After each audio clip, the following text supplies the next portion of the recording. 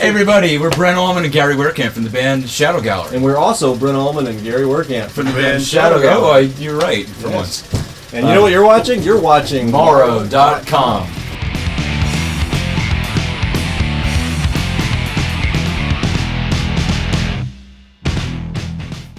You'd have to pick a category. I can't answer this one easily. Progressive rock.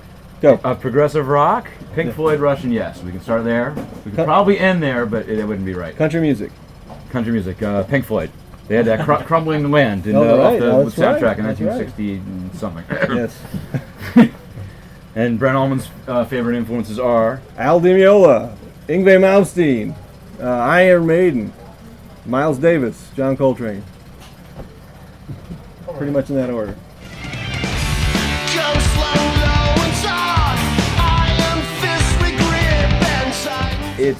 It's got a theme. Let's say it's got a thread that maybe runs through a lot of it, but it's not a storyline. It's not a concept piece. And a lot of that thread is perhaps having something and losing it, and then your perspective on that, to put it simply. That's true. I added a lot to that question, didn't I? I'd also like to say, and it's been confirmed now. We look like this because we just got through playing Perry at Nouveau Casino, and it was amazing. I don't usually sweat this way. Amazing meaning the fans were amazing. Yeah. We were okay. That's a success.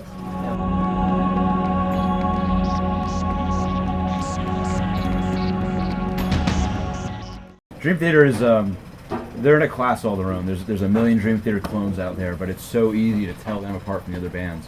And it's not just musically. I mean, I've got the chance to work with a couple of the guys, mostly James LaBrie, but he's a class act all the way, you know, and I think that translates from their music to who they are as people. And absolutely. That's what I think about it.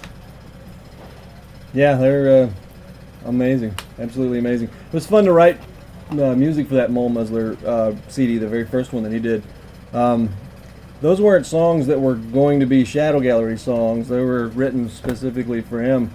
However, I wish we had a couple of them back because they turned out so well. I think that you know, we may go borrow them back from him and re-record them ourselves. Oh yeah, we did that with one of them. Did we? Yeah. Oh, that's right. Yeah, that's right. Well, I tell you, it was a lot of fun to do. And they're great guys. Absolutely love those guys. Very good. Very cool dudes.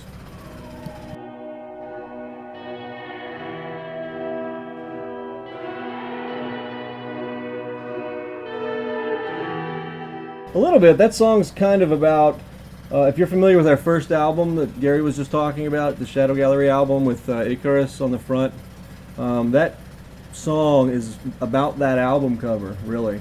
And it was taken from a perspective of the man landing on that museum in the first album cover. That song has a lot of pain in it and a lot of sense of abandonment and sorrow, and it's one of my favorite songs that Gary and Carl wrote. It might be my favorite ShadowGallery song, and I don't like a lot of our songs, but I like that one. I like that one a lot.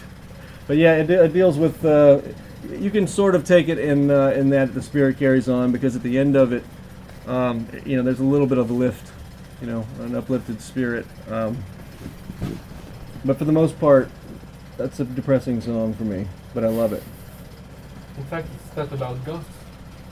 Haunted? Well, Haunted? No, not about ghosts at all. It's about it's about a character who's caught kind of in between. Yeah. And he's there noticing all the trophies of his life, all his accomplishments. Well, this is one angle. There's a lot of dimensions to that song, but one dimension is he's looking at all the things he accomplished, his career, what he gave up, and things he gave up, his family, and his value system, and he's there to kind of judge what he's done in his life before he can kind of go on. So perhaps he's haunting himself. Never thought about it that way. Oh, look at there. Yeah, that's what it's Brand about. new revelation. We thought of that a long time Revelation on Morow.com, right here.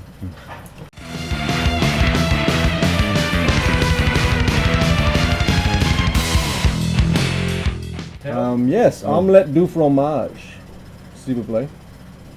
That's all I know. That's all the French I know. Pierre Cardin. French fry. French fry, come on. French kiss. Peugeot? I was on the train today from London, and the lady next to me and I were talking, and she taught me like 10 French expressions, and I can't remember any of them. I was like, explique Explique. See, I can't know. I have no words in French for you. Other than Toilet. bonjour. That's all. Bonjour. Au revoir. ShadowGallery. Just say it with a little bit of a. Yeah, see, our philosophy when we go to different countries so far has been to adopt the accent, the English Not accent. the words, but just try The to get English accent of the people, you know, like, what? I would like to go to the hotel. and we hope that you understand us. That's true. Don't use that either.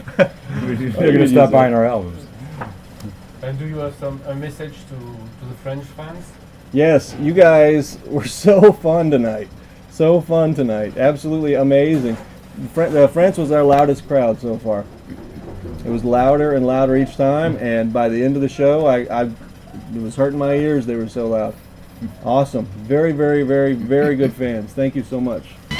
We've had a chance over the years to get to know people through email, and it's great when you can add a dimension of seeing them face to face and Yes. finally get a chance to shake their hand and go, oh man, I've known you for 15 years. So it's very rewarding, and the most rewarding thing for me besides being on stage is actually seeing the people and meeting them and thanking them. Yes. Say hello.